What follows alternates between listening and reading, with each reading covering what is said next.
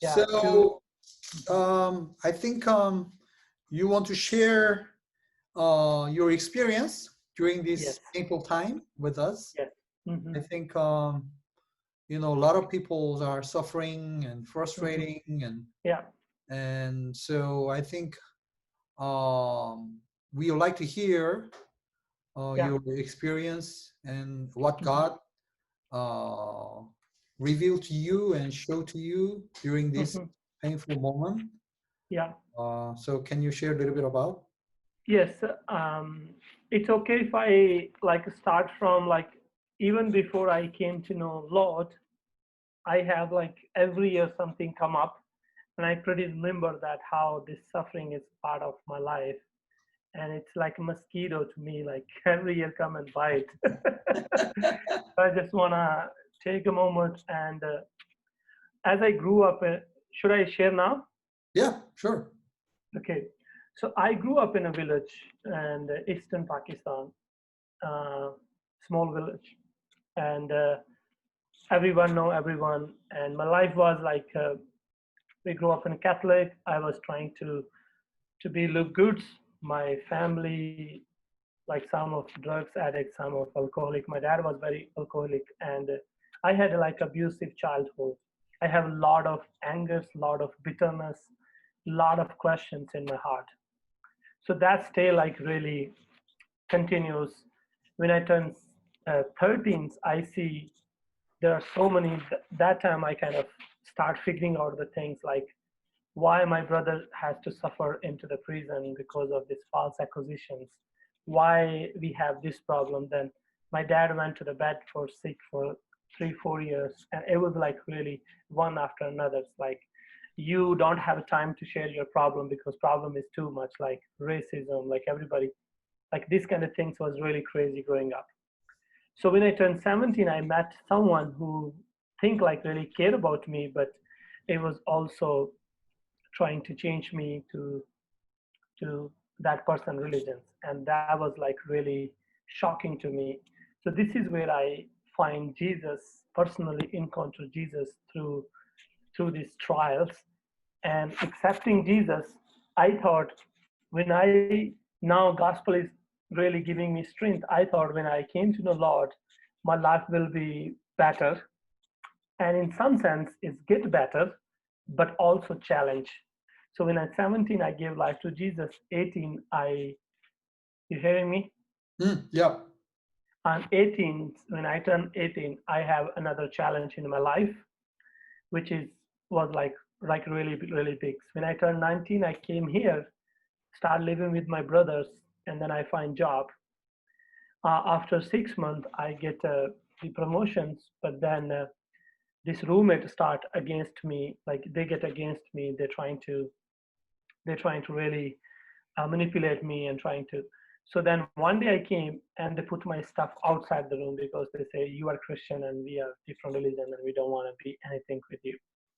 So that was like really shocking. Then next year I lost, like when I turned 20, I lost my job. So then I stay in the camp. After 3 weeks, I prayed about it. I say, God, I really, really want job. But if it's your will, I don't have job. I'm okay with that. So then after 3 weeks, the same company called me and said, we have another branch that we can, give you. And the same time, when I turned 21, I got a physical problems. I got abscess, and that was like really bad. And then I was struggling every day when I, go to the toilet. It was very hard. It was very, very painful. I done surgery. It doesn't help. It stay like really chronic pain. So if you have a, outside difficulty, and if you have inside peace, you will make it. But if you have inside struggle and then outside struggle, and that create like really chaos. Mm-hmm. So then I lost my grandfathers. That was like another painful moment. Then I lost another my two grandfathers. Then I lost my uncle. Then I lost my cousins, young cousins, Oh. and that was like really really hard for me to going through this. Then when I turned 23, I had a very unique experience to sharing gospel, and somebody complained, and then I had a trouble that time. Then next year, on 24th, I think that I can do surgery again. So I done the surgery again, but that didn't help either. So the pain was continuous. So then on 25th, when I turned 25, I had another issues. The pain is continuous. Pain was like every day for a couple hours, I struggle with pain a lot. And it was really, really difficult for me. So then on 25, I had another issues, which is the same as like somebody again complained, and then I have to questions again for my faith. Then that was like shocking. And then 26, the excited moment came in my life that I get married. That was like really, really great. And then when I get married, and my heart was like, now the marriage is coming, I'm going to get married, and things will get better, but things will get more challenging. It doesn't get like super easy or better. So get married, my wife get pregnant, we have a first loss, then second loss, and then third loss, and then the fourth time we have a hope. We choose the name, and it was Nathaniel's, and my wife's water broke at 23rd week. So we went to the hospital, stay 1 week, just wait to heartbeat is stop. My baby born, he was die, he went to Lord, take him and, take to the graveyard and bury him. So that was very emotionally hard. So then it was like really, really overwhelming, like to see that. Then 27, God really helped us. In 2017, then the Noah come. And that was really exciting moments on January 6th that God really blessed with Noah. Then we have another miscarriage, and then 2019, that God blessed us again with the beautiful daughters. 2020, and I dedicate 40 days that I want to go to the Lord and just do the fasting. On 12th of January, I heard the news my brother was sick, and he passed away on 38th, so he died. It was really like painful and grieving and really difficult. And then the same time, the challenge is there. So for 4 weeks, I really, go through really, really hard time emotionally, and I think about why this happened. But God teach me something really, really important. When you go through the suffering and pain and trial and difficulty, if that put you to the position that you can worship God 6 hours, 8 hours, that's sweet. That's honey. That's God want. So this is what I was feeling. So then this COVID started, and we was in Pakistan. We came safely. We was healthy, and it was crazy things happened. My wife got a cough and she got a bleeding. So we went to the hospital and then find out she had COVID. So then we start treatment. And then a week later, I got sick really bad. So for 1.5 weeks, I was like continuous, really fevers, and I get weak, and I was thinking and listening a lot of sermon and understanding my life. And what I experienced is this is a season's illness that most of the people get affected.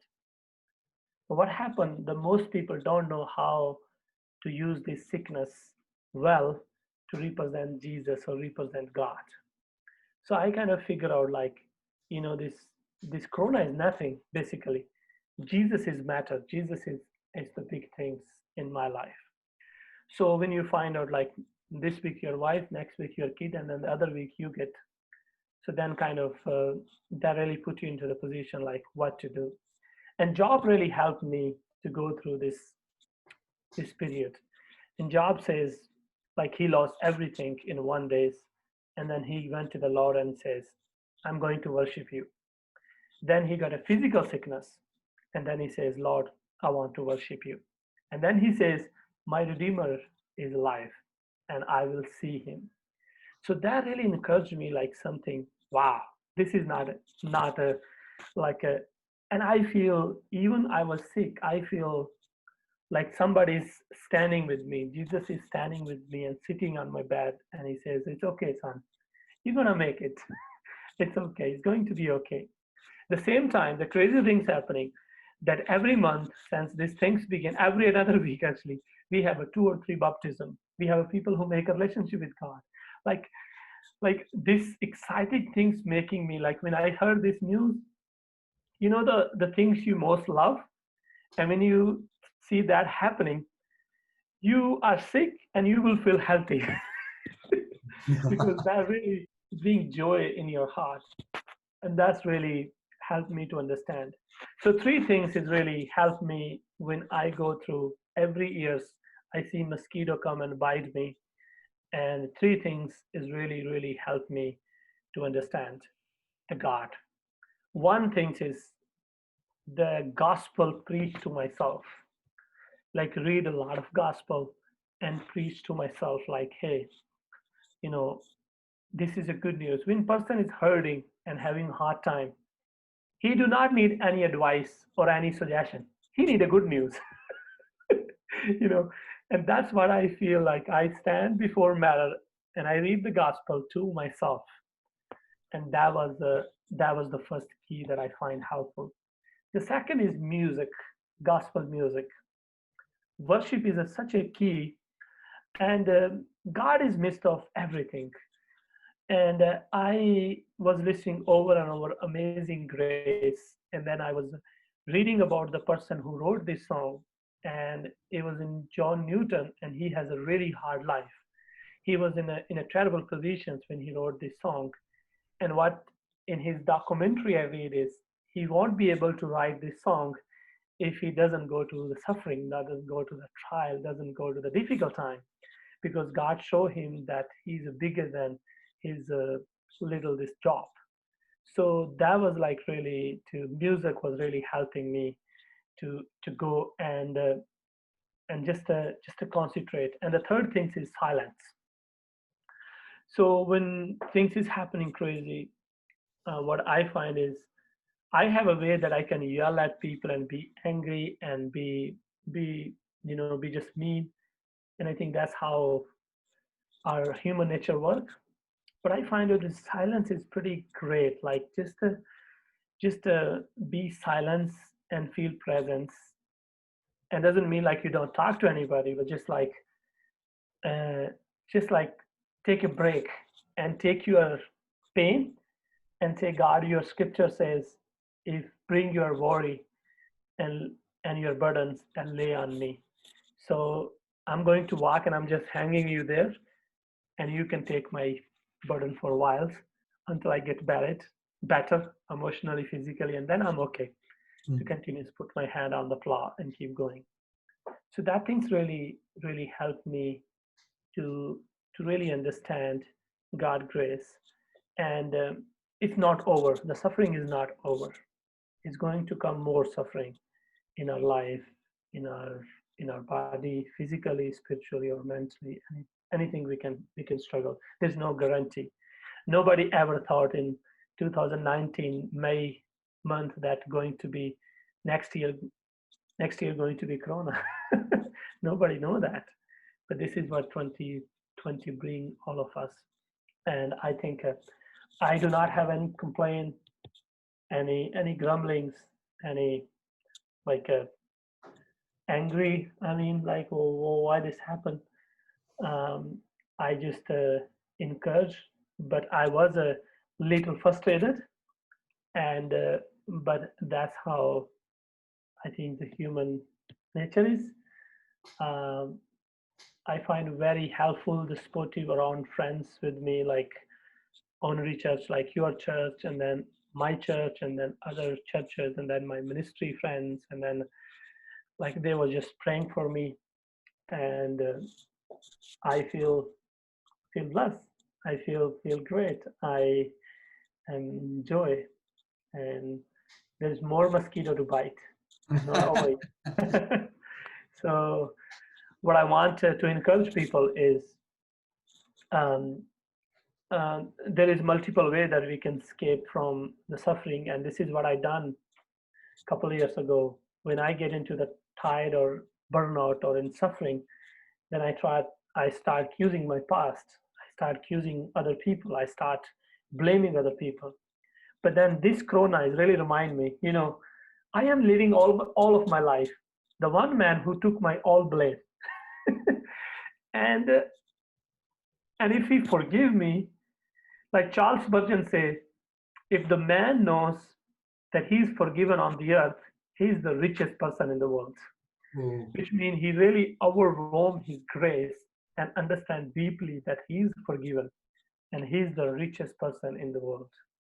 So this is something I find I definitely heading to a little better place and not blame or accuse.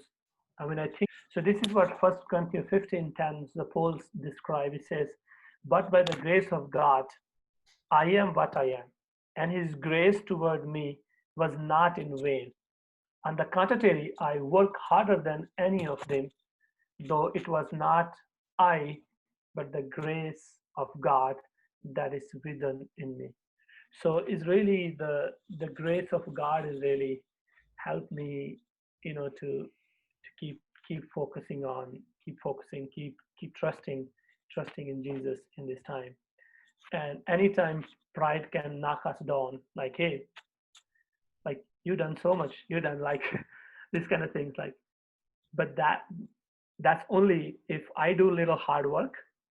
It's not because me, it's because his grace. It's not because Kasyaf or Asaf or Kim, it's because his grace. So that was my experience. And I want to just encourage the family to be to like, we don't go through pain, like we don't go through over the pain or under the pain. We go through the pains. Any suffering comes, and that's okay.